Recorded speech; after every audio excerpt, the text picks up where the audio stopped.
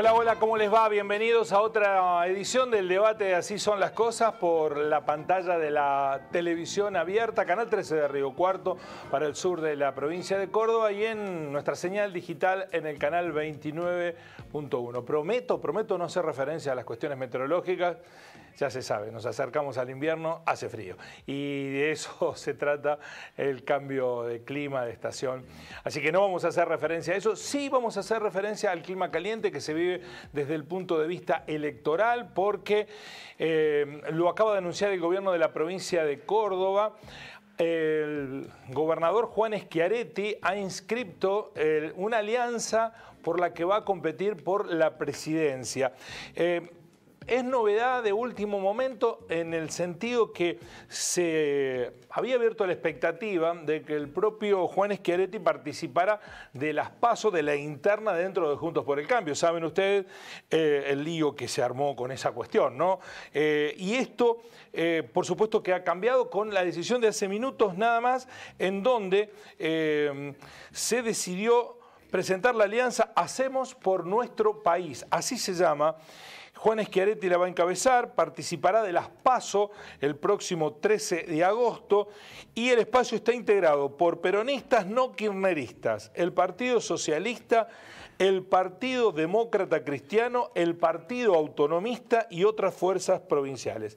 Es la novedad de último momento y esto despeja un horizonte que se incorporaba a Juntos por el Cambio o se presentaba como una fuerza propia, una alianza propia. Bueno, lo acaban de informar oficialmente, no va a estar dentro del espacio de Juntos por el Cambio, sino que va a ir con una alianza propia, va a participar de las PASO. Pero ese no es el tema es, hoy hay una corrida frenética porque hay que presentar las alianzas, después habrá que presentar las candidaturas, que son dos instancias distintas.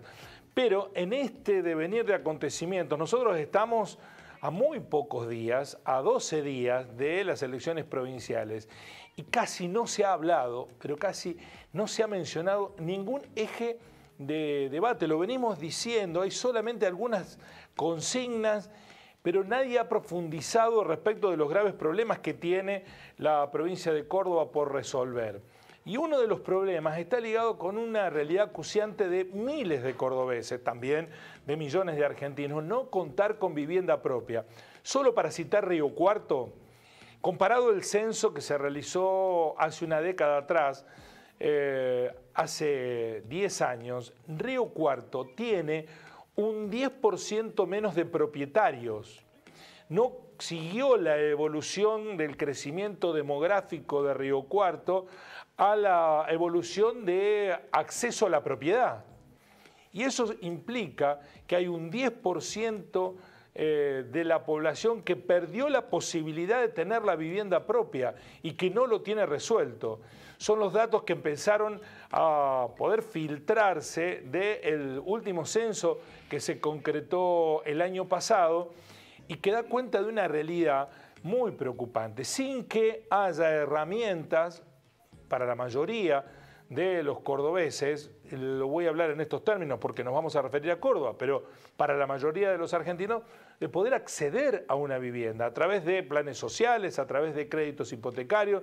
Por supuesto que hay alternativas, pero el universo de los que necesitan una vivienda, que pueden acceder a esas alternativas, está muy acotado por los recursos que disponen. Así que vamos a hablar del tema de la vivienda, de cómo no está como eje de campaña y de cuál es la realidad. Lo vamos a hacer desde la perspectiva de la Asociación de Inquilinos, que además está luchando por cambiar la ley, pero también lo vamos a hacer desde la perspectiva de aquellos que se dedican a la comercialización de viviendas, los corredores inmobiliarios, el colegio que los agrupa, un representante estará en el debate y también con la presencia del subsecretario de Hábitat de la Municipalidad de la ciudad de Río Cuarto. Me refiero a Fabio Luzcubir y Pablo Bertea respectivamente. Gracias a ambos por venir.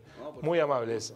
Bueno, y ya voy también a saludar a Ezequiel Vergara, que es de la Asociación de Inquilinos de la provincia de Córdoba. Ezequiel, un gusto. En un minuto estamos con usted. Muy amable por aceptar la invitación.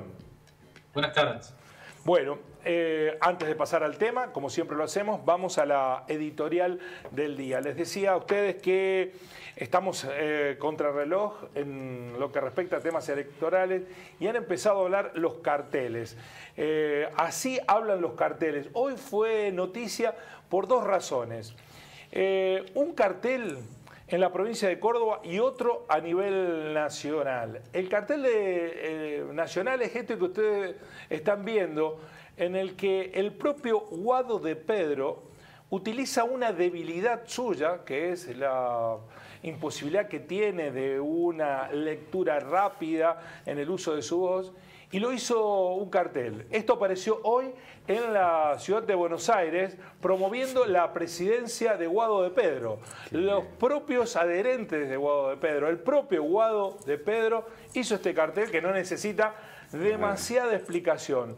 Esto en términos comunicacionales implica hacer de una debilidad una fortaleza. El Guado de Pedro, presidente, no hace más que poner en foco lo que los adversarios políticos lo utilizaron para descalificarlo inicialmente, que una persona tartamuda no podía ser presidente de un país. Bueno, Guado de Pedro dijo, no, bueno, ahí está el cartel. El otro cartel que les quiero mostrar, así hablan los carteles, esto sucedió esta tarde en Córdoba.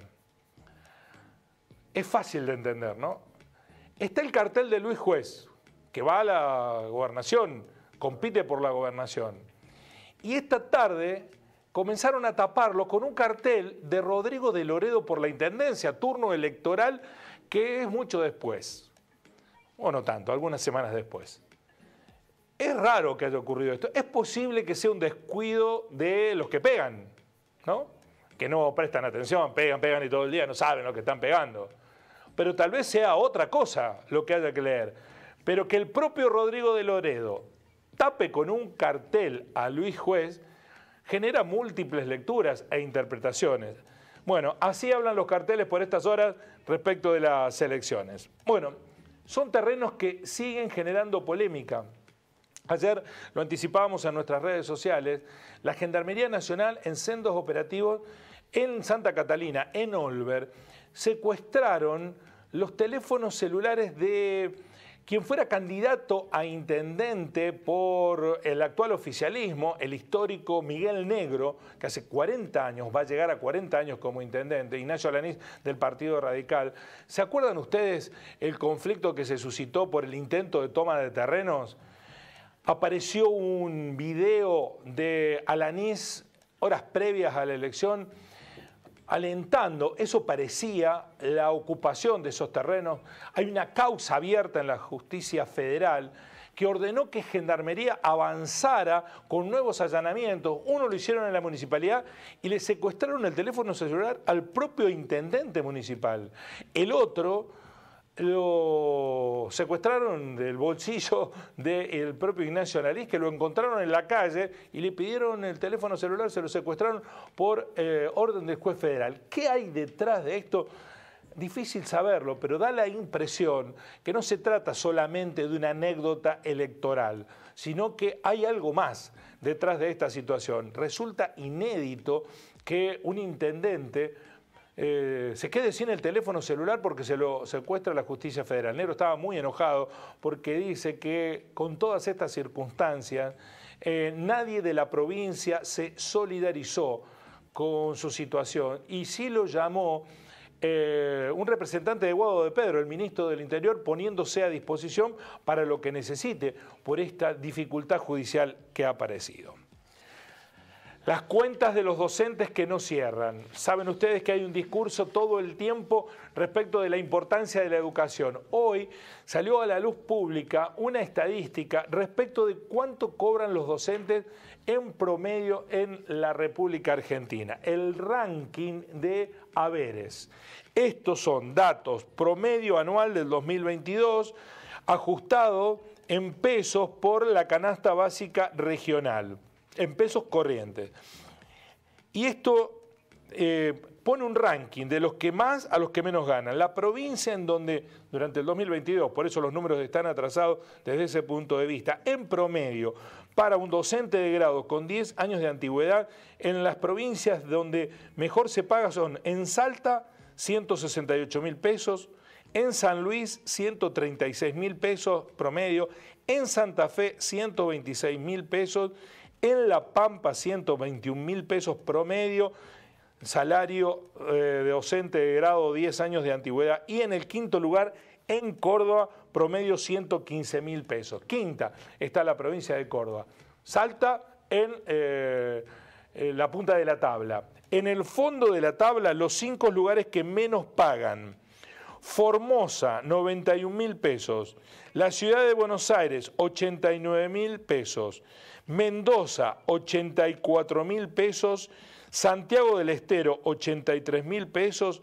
Chubut, 83.000 pesos. Ese es el ranking de registro del salario promedio docente de grado para 10 años de antigüedad comparado. Hay mucho discurso instalado desde la política de que la educación es lo importante, pero después en los hechos pasa esto. Incluso algunos que alzan la voz hablando de la importancia de la educación son los que menos le paga a los maestros. Para finalizar, cosas que vemos a diario, que suceden a diario. Otra vez la AFIP en la ruta 35 secuestró un camión cargado de soja, 30 toneladas, aproximadamente 3 millones de pesos, muy cerquita de Santa Catalina, de Olver. La AFIP, junto con la Gendarmería, secuestró el camión, no tenía carta de porte, no sabía de dónde venía, a dónde iba. El cereal fue secuestrado. Va a tener el destino que decida el juez, porque esta es una intervención con orden judicial, pero estos productos de secuestro van a terminar al Ministerio de Desarrollo de la Nación, que los vende y lo utiliza para ayudar a los que menos tienen. Todos los días pasa esta cuestión, todos los días se secuestra cereal, oleaginosas que no están registradas y buscan evadir. Así son las cosas. Vamos al tema del día. Vamos a primero saludar a quien está vía Zoom para liberarlo y así puede continuar con sus responsabilidades. Ezequiel, queríamos preguntarle desde la perspectiva de los inquilinos, ¿qué ven como dificultad en este escenario, más allá de que quieren que la ley de inquilinos, la ley de alquileres, no sea modificada en favor de los propietarios? ¿Qué ven como dificultades ustedes en este escenario para poder dejar de ser inquilinos y transformarse en propietarios? Hola Guillermo, buenas tardes. Muchas gracias por la invitación. Es importante aclarar primero que nuestra organización, por lo menos específicamente, que se llama Acción y Defensa del Consumidor e Inquilino, no tiene una postura, una visión desde los inquilinos ni desde los propietarios. Me parece que hay que superar ese tipo de perspectivas o desde los corredores, sino que acá hay una situación de mercado que cuanto mejor funcione el tema de los alquileres y el tema del acceso a la vivienda, es mejor para toda la sociedad. Así que estamos en contra de posturas que traten de enfrentar y de organizaciones, que las hay, de inquilinos que pretendan que la culpa de esto está del lado de los propietarios. No es nuestra forma de ver el problema.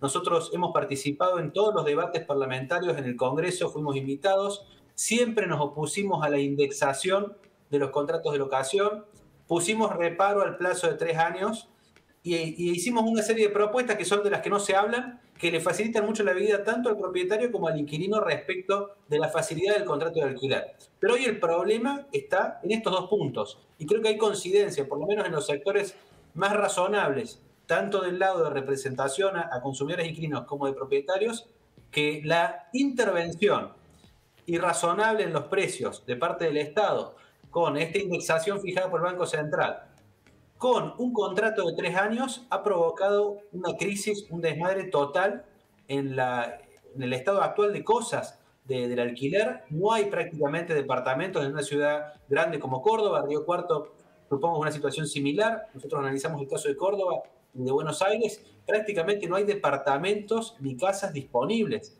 Y esto sabíamos que iba a pasar. Se lo advertimos a ambos partidos, ¿no? Porque en ese momento oficialismo y oposición se dieron la mano para sacar la ley de alquileres cuando estaban advertidos de que iba a traer problemas si no se ajustaba el tema del plazo y el tema de la intervención del precio. Efectivamente, la mayoría de los propietarios, por seguridad jurídica, frente a no saber qué es lo que hace el Estado, que le interviene, que le congela los precios, después vino la pandemia y se agravaron las cosas, directamente sacaron esa oferta de bienes del mercado, y ahora tenemos las consecuencias cuando ya a 3 años de la aprobación de esta ley, que fue aprobada aparte con una situación de pandemia, con ausencia de la oposición, que eran los que habían propuesto la ley, un desastre, ¿no? Nuestros políticos todos, no salvo a ninguno de ningún partido, un desastre respecto de lo que fue el trabajo final de la aprobación de esta ley y de lo que hoy tampoco hablan ni opinan, y algunos dicen que hay que derogarla, pero sin entrar realmente en detalles de lo que está pasando. Bueno, hoy a 3 años de eso tenemos una crisis absoluta donde las personas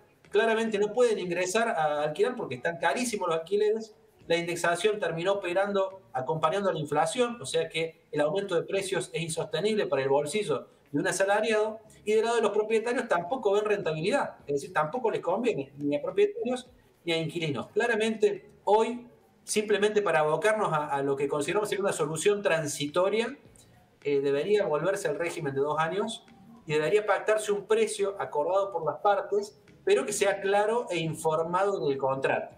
Estamos en contra de aumentos no previstos, sino que por el contrario, este aumento se puede prever, lo puede prever el propietario, pero una vez que lo fije en el contrato, debería cumplirlo. Esa fue nuestra propuesta original. Pero que no acuerden las partes, perdón, Ezequiel, ¿se ha acordado de partes y no que lo establezca el Estado?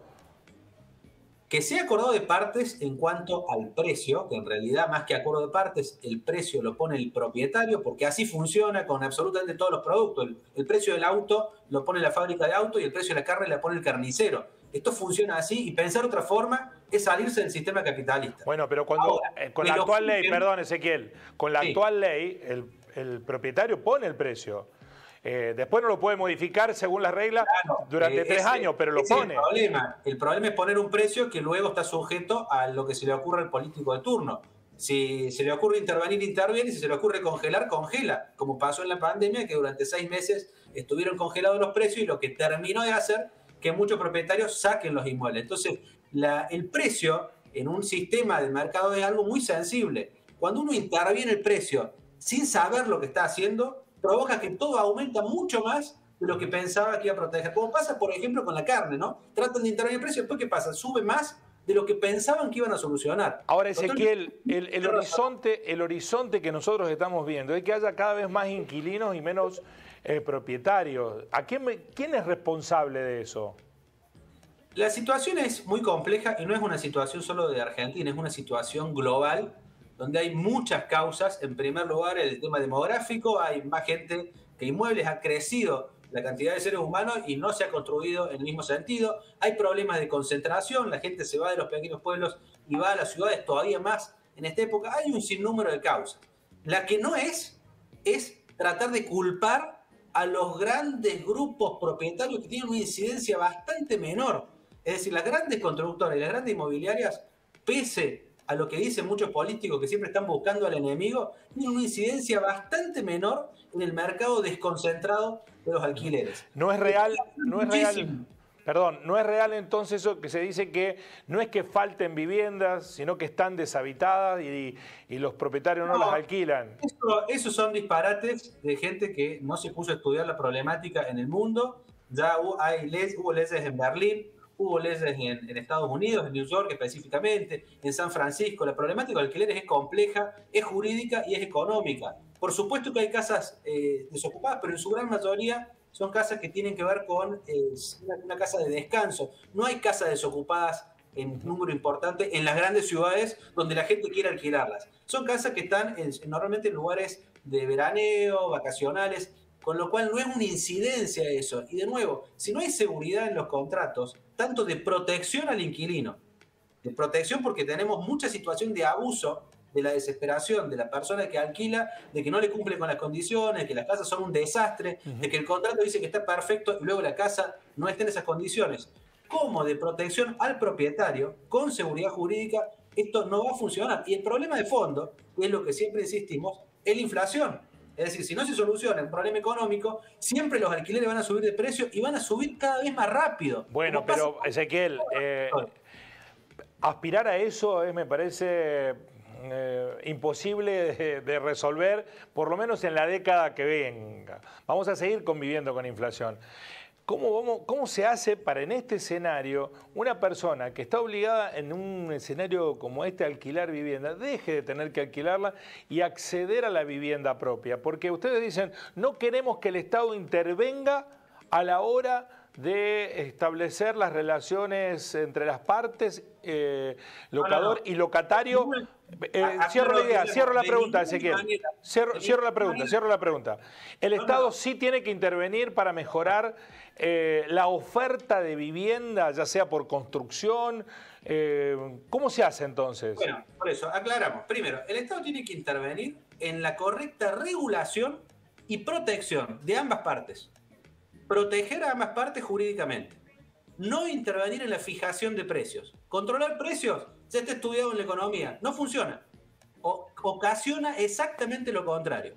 Y segundo, el Estado puede promover la construcción de viviendas, puede promover, sacar impuestos a los propietarios para tratar de tentarlos a que pongan esa casa en el mercado, puede ofrecer ayudas a inquilinos en situación de vulnerabilidad, ayudas específicas a sectores vulnerables específicos. Lo que no puede hacer es tratar a todos por igual, porque cuando se generan estos marcos protectorios absolutos como inquilino es pobre. Yo veía, por ejemplo, otro día mostrar a un político que es inquilino, que vive en Puerto Madero, que paga un alquiler en dólares. Esa persona no es pobre y es inquilino. Entonces, no mezclar conceptos, mezclar al concepto de pobre con inquilino, perjudica al que verdaderamente es inquilino y pobre, que está en una situación marginal, porque le complica después la dificultad de acceder a un inmueble. Entonces hay que ser cuidadoso. El Estado tiene que intervenir. Pero sí, acá el Estado no debiera intervenir en resolver una situación que debiera ser temporaria. El ser inquilino debiera ser un tránsito al ser propietario. Y hoy hay gente que transita toda su vida sin poder acceder a la vivienda propia. ¿Y eso es un problema del Estado o un problema del mercado? Lo que nosotros defendemos no es que ser inquilino es un problema per se. La situación de vulnerabilidad es un problema. Hay mucha gente con un gran poder adquisitivo y que alquila porque es conveniente, de hecho financieramente le conviene, y no necesariamente tener vivienda hace que una persona cambie su categoría. Al que le gusta tener vivienda, el Estado debería dar la posibilidad que el que quiera comprar una casa pueda hacerlo y tenga crédito, que hoy no existe eso en Argentina, y que el que quiera alquilar pueda alquilar y no tenga que tener los problemas que tiene el propietario de un inmueble. Cada uno debería poder elegir. Hoy es imposible comprar nada porque no se puede ahorrar, porque ni siquiera se puede comprar dólares para comprar una moneda. Hoy es imposible alquilar porque el salario no da. Y el Estado es el que ha ocasionado la mayoría de esos problemas. Entonces plantear, el Estado no debería solucionarlo y por lo menos el Estado debería dejar de ocasionar los problemas que hacen que en Argentina, a diferencia del resto de Latinoamérica, sea especialmente complicado tanto alquilar como acceder a una vivienda. Esto es un problema global, pero en Argentina se ha complicado. ¿Y por qué se ha complicado? Por todo lo que ha hecho el Estado hasta este momento. Lo que no significa que el Estado no tenga que hacer nada. Guarda, no estamos con una postura acá de libre mercado porque eso no existe y eso sería ridículo también pretender que las corporaciones de la construcción o la inmobiliaria van a hacer lo mejor para las personas. Sí. Eso no va a pasar. Lo que hay que hacer son regulaciones inteligentes para que el mercado funcione, como en las ciudades que tratan de solucionar esta problemática con incentivos a la construcción, con bajar impuestos a la situación de regulación de alquileres, con tratar de que tenga más libertad el propietario respecto de los plazos para poder disponer del inmueble y volcarlo al mercado, y con protecciones también al inquilino respecto del servicio que les da para poder elegir realmente el inmueble donde quiere vivir. Para finalizar, Ezequiel, ¿hay un cambio de paradigma? ¿Hay gente que ya no quiere ser dueño de la casa propia, el techo propio y prefiere transitar su vida alquilando? Claramente en Argentina todavía estamos lejos de eso porque las personas no están pudiendo elegir ser dueños o alquilar. Acá ni siquiera se puede alquilar. Acá una casa es prácticamente impensable para el salario de pobreza que tiene la mayoría de los argentinos. Es decir, el cambio de paradigma está a nivel global. En el caso de Argentina estamos muy lejos de eso porque la gente no puede, la gente aspira a una casa y no la puede conseguir. Entonces no es una cuestión de paradigma específico de Argentina. Pero repito, lo que tiene que pensarse es la posibilidad de que el mercado funcione con seguridad, con protección y con opciones para las partes. Es decir, que el que quiera alquilar puede alquilar, que el que quiera comprar una casa pueda comprar una casa. Hoy ninguna de las dos situaciones, ni el crédito hipotecario, ni el alquiler son fáciles porque no hay inmuebles disponibles para alquilar y no hay bancos que le presten a nadie un dinero para comprar una casa. Frente a esa situación, claramente hay que revisar la política que tenemos, ¿no? Tanto de los últimos años de oficialismo, de oposición, y la situación de inflación que no la puede resolver a través de los distintos gobiernos. Ezequiel, muchísimas gracias. Lo liberamos para que no esté colgado esperándonos mientras seguimos debatiendo el tema. No, muchas gracias por la invitación y por difundir estos temas. Un saludo. A usted, muy amable. Bueno, Fabio, ¿el negocio de ustedes es vender o alquilar? El negocio nuestro es generar y estar en la intermediación entre las partes. Y bueno, yo tengo un amigo que tiene inmobiliaria en Huincarnaco. Me dice, yo prefiero vender una vivienda antes que renegar todos los meses con cobrar el alquiler. Sí, sí. Las administraciones generan un desgaste. Sí. Pero me parece que ¿cómo es el apellido? Ezequiel dio en el punto que es que la gente no tiene la opción. Nosotros somos intermediarios. Y básicamente le tiene que servir a ambas partes lo que vayan a hacer. Y hoy, por ejemplo, puedo decirlo así en cierto que no es momento de vender, por ejemplo. No es un momento de vender. Sin embargo, está media ciudad en venta. En un precio irrazonable. Nosotros casas en venta por todos lados. Claro, claro. Lo que no debe haber es compradores. Claro, porque hoy por hoy, ¿quién tiene, vamos a hablar en criollo, a mí me gusta hablar bien simple, ¿quién tiene el sartén por el mango? El tenedor de dólares. Porque tiene en sí, él se está dando las pautas iniciales de cómo se tienen que hacer las cosas. Nosotros, que marca claro, el precio. Claro, exacto. Nosotros tenemos una de nuestras actividades como intermediarios, como corredores, es la tasación. Y nosotros, con fundamento técnico, le damos un justiprecio al inmueble. Después viene lugar de ubicación, cantidad de metros cuadrados, calidad, mantenimiento, sí. Sobre todo en una ciudad como Río Cuarto. Viene el dueño y te dice no pedí el doble. Claro. Y otra cosa que yo hay que decirlo para que la gente sepa. Esta ley que recién marcaba, que es la 27.551, que se volvió un problema más que una solución, justamente generó esto. Propietarios que prefieran cerrar su casa con el cartel de venta, pero prefieren cerrar su casa y no alquilarla. Porque ahora, ¿la ley no está beneficiando a los inquilinos? Yo soy propietario e inquilino también. Esa fue la intención. Tengo una hija estudiando en Córdoba, así que soy inquilino.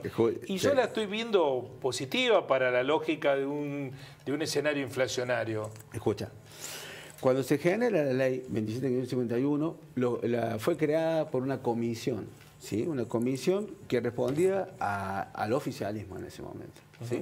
El gobierno de Alberto Fernández. En ese proyecto no fue consultado ninguno de los sectores, por ejemplo, el inmobiliario. No fue consultado. Bueno, cuando sale el bosquejo de ley, que nosotros lo pudimos conocer debido a la tecnología que hay ahora, decimos, el espíritu de esa ley era beneficiar al inquilino. Cuando vos justamente la balanza va muy a favor de uno, generas problemas. Está muy a favor del inquilino hoy. El espíritu de la ley fue ese, pero salió, como quien dice, el tiro por la culata. Ajá. ¿Por qué? Y más en el marco de inflación que en este momento. Sí, fue todo macabro. Por eso es la situación que hay ahora. A todo esto que ya está mal ideado, ¿sí? Encima se genera la situación macro de una inflación. Entonces... Ahora, hay una realidad, y ¿de quién es responsabilidad de que de un censo a otro en Río Cuarto haya un 10% menos de propietarios? ¿Hay alguien que no está pudiendo acceder a la vivienda? ¿Por qué esa persona no puede acceder? ¿A quién le echamos la culpa de esa situación? ¿Es el mercado? Se pretende que si el mercado lo que está haciendo es profundizar las desigualdades, no la está corrigiendo. Correcto. Con lo cual va a haber cada vez menos posibilidades de que haya propietarios. Correcto. Va a haber cada vez más inquilinos padeciendo buenas o malas leyes de inquilinos, pero la idea es que todos tengan su propiedad, aunque no sé si cambió el paradigma, no sé si los jóvenes ahora no quieren tener un lugar propio. Se acostumbraron. Se acostumbraron claro, qué sé yo, a ir atrás del auto y no de la casa. Ah, bueno, eso es una cosa interesante para analizar. Por una cuestión por una cuestión de poder adquisitivo. Dos personas que se juntan y viven juntos de 25 años, que trabajan los dos, tienen acceso a poder pagar una cuota para un auto que sale 5 millones, 6 millones de pesos. Una casa sale 70 millones de pesos. ¿Cómo hacen? Bueno, ¿cómo hacen? ¿Le golpean la puerta al Estado, Pablo? Porque además hay ahí un problema que ya es social, ¿no? Que no tiene, a veces no se tiene ni que pagar, no tienen los recursos para pagar un mínimo alquiler y van a algún lado tienen que ir. El censo refleja muchísimos números para estudiar en profundidad. Sí. Nosotros, sin lugar a duda, tenemos un contacto con los sectores más vulnerables, que son, por supuesto, los que acuden al Estado municipal en búsqueda de alguna solución. Especialmente el municipio trabaja con aquellos sectores objetivamente vulnerables, con familias que tienen condiciones objetivas de vulnerabilidad que les impiden salir adelante más allá del esfuerzo propio, dígase madres solteras encargadas de muchos hijos que no recibe asistencia de su marido, familias en situación de discapacidad por alguno de sus miembros, y podría salir con los ejemplos, pero me parece que nos hacemos una idea. Lo que no refleja, tal vez, y esto lo digo con experiencia que considero cierta, es que no es solamente un problema económico hablando del acceso al alquiler. Esta inestabilidad que ha provocado el Estado Nacional tiene consecuencias severas. Hoy muchas de las viviendas que se ofrecen han salido del mercado porque no le sirven al propietario, y es difícil imaginar un mundo en el que no le sirva al propietario, que haya cada vez más oferta de esa demanda para que no a les esa sirve demanda tenerlas alquiladas. No les sirve tenerlas alquiladas y prefieren tenerlas a disposición de venta. Usted imagine el valor de una propiedad en dólar traducido al blue, que es el que se maneja en el sector comercial, y el alquiler en pesos mensuales con las reservas propias de la ley. La verdad que el que lo quiere alquilar es para tener la casa en movimiento, que es lo que nos suelen contar los del sector inmobiliario, que no se vaya desgastando sin el uso, pero en realidad la cuenta es casi el de mantenimiento y un poquito más hoy para los departamentos y las casas. De ahí también que se genera el mal estado de las casas. Pero tenemos en el acceso al alquiler un problema más grande, que también tiene que ver con la falta de estabilidad que van proporcionando nuestros representantes en términos nacionales. Ese saco yo no me lo pongo, que es la garantía. Ni la banca pública ni la banca privada ha podido solucionar la garantía. La banca privada no tiene un objetivo para acceder al crédito. Para acceder a la garantía que permita acceder al alquiler. Hoy para los sectores vulnerables, más que la falta de dinero, es la falta de la garantía, que lógicamente exige el propietario para que alguna persona responda hasta en el caso del incumplimiento. Sí. No alcanzan ni los recibos de sueldo. En muchos casos, que de por sí son difíciles de conseguir, pedirle a un amigo un recibo de sueldo no es cosa sencilla, pero esos recibos de sueldo tampoco completan o abarcan la garantía que pretende, en mi opinión, legítimamente un propietario. Los salarios en blanco. Se tiene que proteger el propietario. Por supuesto que sí. Los salarios en blanco nosotros los conocemos en la generalidad. Podemos presumir que los sectores vulnerables tienen acceso a las garantías del trabajo registrado, tal vez menos holgadas en cuanto al presupuesto, y eso no le alcanza hoy a los propietarios. Los fondos de garantía, los seguros a través del banco fueron algunas prácticas que se llevaron adelante sobre todo en Ciudad de Buenos Aires. Los propietarios no las aceptan, algunos hablan de un fenómeno cultural, otros hablan de que no quieren ingresar al sistema bancario precisamente porque se genera una carga impositiva al tener que registrar el contrato en el seguro. Y usted me pregunta cómo se hace, y la única forma, que no es en el corto plazo, lamentablemente, es tener las cosas en orden.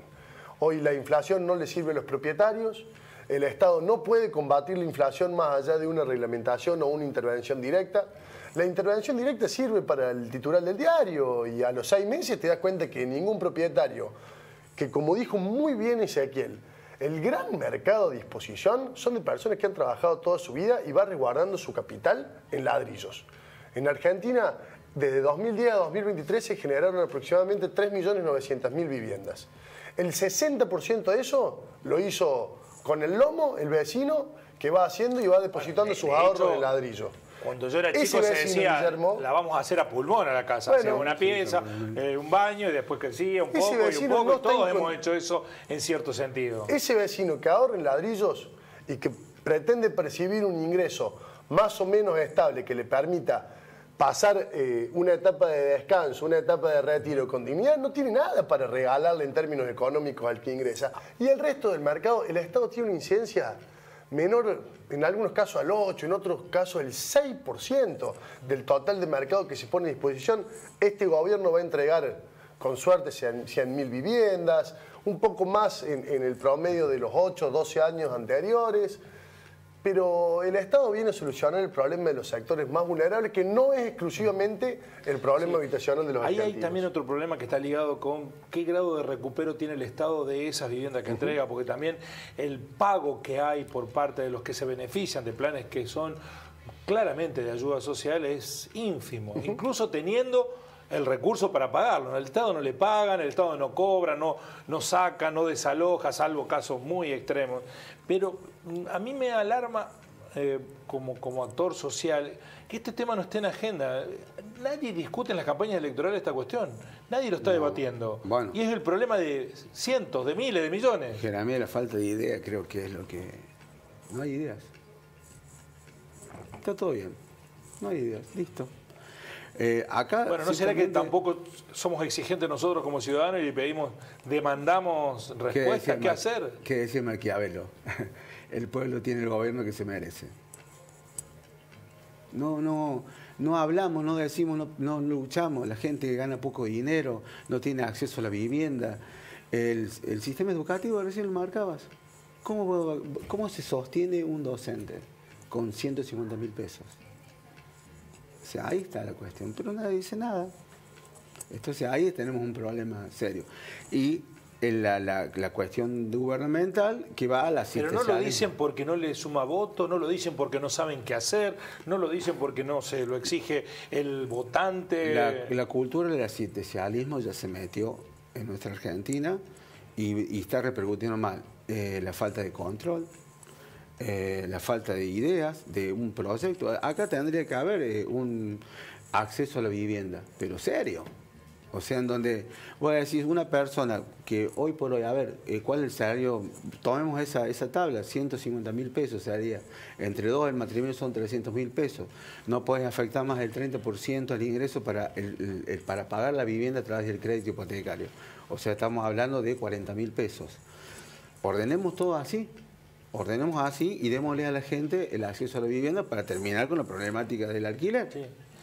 Yo muchas veces he pensado que el problema de la vivienda es el que no lo tiene. El que tiene la vivienda no se preocupa por una realidad de mejora de la vivienda del otro, ¿no? Mire, en este sentido yo tengo algo para agregar y tiene que ver también con nuestras posibilidades como municipio, que no son todas, porque somos un organismo estatal que no recauda impuestos, recauda tasas. La gran masa de nuestra recaudación va a los servicios disponibles para todos los vecinos de la ciudad. Entonces el tema vivienda lo encaramos con las políticas de Estado que tenemos a mano. La vivienda es un problema importante. El acceso al suelo es el origen de ese problema. Nosotros, y yo estoy convencido, de que con el acceso al suelo se soluciona mucho más de la mitad del problema de la vivienda, porque precisamente, como vos dijiste recién, les damos la oportunidad al vecino que se haga la vivienda a pulmón. A pulmón. Y nosotros en Río Cuarto en estos últimos 7 años hemos avanzado profundamente con la infraestructura urbana, todavía incluido en sectores populares. En los barrios que comprenden el Registro Nacional de Barrios Populares, nosotros por primera vez hemos llevado infraestructura urbana a esos barrios y hemos llevado infraestructura urbana de forma equitativa e igualitaria al resto de la ciudad, de forma tal de que todos los vecinos puedan gozar de las condiciones dignas de vida. Por lo tanto, el suelo de Río Cuarto está preparado. También ha avanzado mucho, Pablo, la instalación de viviendas no autorizadas en espacios que son fiscales. No digo que sea una usurpación porque hay gente desesperada, pero se instalan con viviendas precarias. No hay que tenerle miedo al técnico, a lo técnico. Son ocupaciones irregulares y tienen necesariamente que ver con el problema de acceso al suelo. Fíjese usted la realidad que usted está expresando, que el problema del acceso al suelo, por eso la ocupación irregular. La casa se hace mejor o se hace peor dependiendo de las posibilidades, pero la casa se hace. Nosotros hemos avanzado en el acceso al suelo, nos falta muchísimo por hacer. sin lugar a dudas, pero es mi opinión que el Estado tiene que concentrarse, el gobierno nacional sobre todo, tiene que resucitar el FONAVI tiene que tener una asignación específica, la vivienda tiene que cambiar de objetivo, no puede ser un modelo político que esté hecho para la entrega y para la foto de la llave en mano, sino para la entrega de suelo, que es mucho menos vistosa, pero muchísimo más efectiva. Pero le pongo un contraejemplo que incluso lo veía recién en uno de los mensajes que llegan, que van emitiendo mis compañeros mientras se desarrolla el programa. Una señora cita el caso de San Luis. ¿Cómo hizo San Luis? Si también tuvo inflación, si también tuvo los problemas de la ley vigente, si también tuvo el mercado. Sin embargo, ahí hay viviendas, entregaron viviendas hasta los solteros. Y las cuotas son accesibles y mucha gente se va a vivir a San Luis porque ahí el Estado ha permitido el acceso a vivienda. ¿Por qué San Luis pudo? Porque otras provincias no, porque se puede, la nación tampoco. En la medida que haya un proyecto y haya una idea inicial, se puede. Tiene algunas condiciones particulares. Como mérito han constituido un banco de suelo que lleva muchísimo tiempo. Propio de que también hay un gobierno que, guste o no guste, ha tenido muchísimos años de gestión continuada. Por un lado. Por otro lado, son beneficiarios de la ley de coparticipación, así como lo hemos visto hasta hace 6 años en general, y usted ve que a partir de 6 años hay un cambio en la estructura numérica del acceso a la vivienda en San Luis, que todavía por supuesto es favorable, y tienen otro precio del acceso a la tierra. A nosotros expandir la capacidad de suelo de vivienda. ¿Más barata la tierra en San Luis? Infinitamente. Infinitamente. Pero también hay un gobierno decidido a hacer las viviendas. Porque sin lugar a duda, podrían tener la tierra barata y no hacerla la vivienda. Con oportunidades, como es el acceso al suelo a un precio infinitamente más barato, también hay que reconocer que el gobierno de San Luis... ¿Cuánto hace que en Río Cuarto no se hace una vivienda por parte del Estado provincial? Mire, nosotros... Y el Estado Nacional, las últimas las inauguró de la Sota. No. ¿El federal? No. Ahí yo tengo que ser muy puntual. Nosotros tuvimos que cumplir con presupuesto propio y con el acompañamiento de la provincia con obligaciones del pasado. Este gobierno en estos últimos 7 años hizo la suma no menor de 500 casas en la ciudad de Río Cuarto. El plan de viviendas de Llure, que quedó incompleto. Entonces, me refiero, pero eso fue un plan municipal que terminó ayudándolo a la provincia para terminarlo. Así es. Pero que haya impulsado la provincia de construcción de viviendas en la ciudad de Río Cuarto, la segunda ciudad de la provincia, poco y nada. Habría que preguntar a algún funcionario provincial. La colaboración provincia-municipio para estas 500 unidades habitacionales ha sido un esfuerzo mayor. Mire, nosotros hicimos 500 solamente con la provincia en Río Cuarto. La nación lleva hecha en 3 años, con todo su poderío económico y presupuestario, en toda la provincia no llega a 7.000, de las cuales muchas de ellas todavía están en ejecución. ¿Qué quiero decir con estos números? La vivienda es costosa para el Estado también. La vivienda alguien la paga, el sistema de sostenibilidad de los proyectos tiene que pedirle algo al vecino para que sean sustentables. Bueno, hoy tanto Nación, en los diferentes periodos que han abarcado los últimos 12 años, viene atrasada en la creación de unidades habitacionales, pero sobre todo, en mi humilde criterio, equivocada en el análisis. El acceso al suelo es el gran limitante que tienen los argentinos para avanzar en la construcción de la casa. Los terrenos. Los hay pocos, por lo menos en Río Cuarto, y los que hay son muy caros. Muy caros, sobre todo muy caros. Los terrenos hay, son caros. ¿Qué hay que hacer? Bueno, y ni hablar... ¿Qué hay que agrandar el ejido. Avanzar en... La última vez lo hizo Cantero eso. Hay que hacerlo. No salió.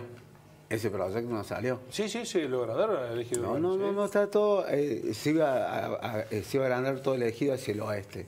Algo así de... no me acuerdo la cantidad de hectáreas. Y eso fue una decisión que yo participé en el Consejo Deliberante como inmobiliario. No se llevó a cabo porque hubo no se pusieron de acuerdo. Ahora, hay 60 edificios en construcción, en un promedio de 30 departamentos por edificio para hacer... Sí, puede ser. 30 departamentos, sí, o sea, por 18 son 1.800 viviendas, 1.800 departamentos. Cuando esos estén listos, en 1 o 2 años, ¿son 1.800 viviendas construidas o qué pasa con esos departamentos? ¿No debiera eso bajar el precio? Si uno tiene más oferta, ¿no baja el precio? Nosotros estábamos manejando como inmobiliarios un faltante de unas 7.000 viviendas acá en Río Cuarto. Claro, no alcanza para nada. Entonces. No alcanza. Morigeraria la cuestión. Sí, por supuesto. Sí. Pero no alcanza. De todas formas, ¿quién tiene que comprar esos departamentos? 1.800 familias. Imposible. Lo compran 100. Y entonces el problema está ahí. En que hay, ahí está el problema, por eso. claro, que hay una desigualdad social y gente que tiene mucho y muchos que tienen poco. Claro, es así simple. Y eso... Pablo, ¿no estás de acuerdo con eso? No, eso es nuestra realidad de hoy y es incuestionable. Ese es un diagnóstico. ¿Cómo lo solucionamos? No lo solucionamos por el camino donde vamos. Los argentinos tenemos que definir cuánto queremos tributar, qué servicios queremos que nos preste el Estado Nacional, cuánto tiene que gastar el Estado en esos servicios de todo tipo, a los efectos de normalizar una situación que evidentemente la estamos pagando todos con la inflación y los sectores más vulnerables con la inflación son los mayores víctimas. Dijo algo al pasar, que el Estado debiera eximir de impuesto al que pone en oferta una vivienda, un departamento, una casa en alquiler. Alemania hizo lo contrario. En la pandemia puso un impuesto a los que no alquilaban. No lo hizo Alemania al país, sino la ciudad de Múnich. Efectivamente. Ahí se gravó con más impuesto. Son problemas distintos. Ellos tienen un alto problema de inmigración. La ciudad de Nueva York, que fue otro ejemplo que dio Ezequiel, también está transitando por un problema de inmigrantes importante que también buscan alquiler, que tiene que ver con el conflicto con la frontera, sobre todo que tienen con el gobierno de Texas. Son diagnósticos muy distintos, para lo cual las soluciones son muy distintas también. ¿No funcionaría acá si le ponen a la vivienda ociosa un impuesto? ¿No la pondrían en el mercado esa vivienda ociosa? A ver, estamos hablando de poder acceder a la vivienda propia. Démosle poder adquisitivo para que puedan hacer la vivienda propia. Yo estoy convencido que la gente en general está ganando poca plata. Entonces, ¿cómo hacemos para que acceda? Mire, Guillermo, yo le puedo hacer una reflexión de eso, un hipotético y sin querer ahondar demasiado porque tendríamos que probarlo en la realidad. Si penalizamos a aquel que tiene disponibilidad de su bien, que compra y quiere hacer de su bien lo que quiere, ¿quién va a construir mañana? Digo, todas las intervenciones tienen una realidad hoy, o una de mediano y otro a largo plazo. Si yo le digo a usted que puede construir casa y mañana le digo que esa casa o usted la pone a disposición al precio que le digo yo o lo empiezo a multar. Bueno, dese por seguro que si tiene posibilidad de seguir avanzando en la construcción, usted va a elegir otro tipo de inversión, lo cual va a generar a mediano plazo un déficit habitacional, ya ni siquiera regulable por el Estado, porque no va a haber que regular. Hay que ser muy medido con las intervenciones del Estado cuando, en vez de solucionar los problemas de fondo, quieren parchar las realidades por las cuales se transita. Bueno, pero hoy hay poco o mucho mercado interviniendo en la realidad inmobiliaria. ¿Cómo? Dije mercado y quise decir Estado. ¿Hay mucho o poco Estado interviniendo? ¿Se quiere que el Estado se retire y deje que el mercado recule? ¿O que el Estado intervenga y equilibre las desigualdades? Obviamente que, al menos con esta, la ley es la 27.551. Mala, malísima, generadora de caos. Creo que marcadamente este gobierno aprendió a gobernar en el caos. No quiere que nada, ninguno de los sectores esté ordenado. No quiere controlarlo. Así está todo. Así está todo. Entonces, esto no le escapa a eso. Pero por eso, quiero hacer una pregunta. ¿Qué se necesita para mejorar el escenario? ¿Más Estado o más mercado? No, mejor Estado. El Estado está presente y ha hecho un desastre en materia de alquiler. Si va a intervenir, va a tener que intervenir de otra manera. Se me ocurren muchísimas ideas que no son mi responsabilidad y no voy a ser irresponsable a la hora de lanzarlas, pero lo que sí tenemos hoy es una mala intervención del Estado. Eso es una certeza. El contrato de locación es un contrato privado que se maneja entre el locador, locatario propietario y el tenedor, que es el locatario. Ese es el escenario. Tendrían que tener la posibilidad... Yo tengo un matiz para marcarle. Es un contrato privado, pero la vivienda es un bien social. Claro. Está consagrado en la propia Constitución, el acceso a la vivienda. La garantía de acceso a la vivienda. Con lo cual, ahí es como la salud. Claro. No se puede decir que es un contrato entre partes. No, porque no tiene opción la persona.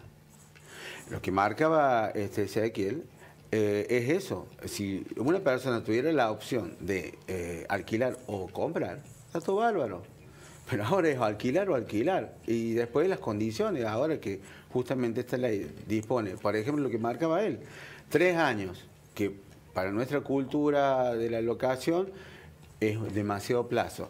Y sobre todo, la espera a la actualización del precio sobre un contexto de inflación.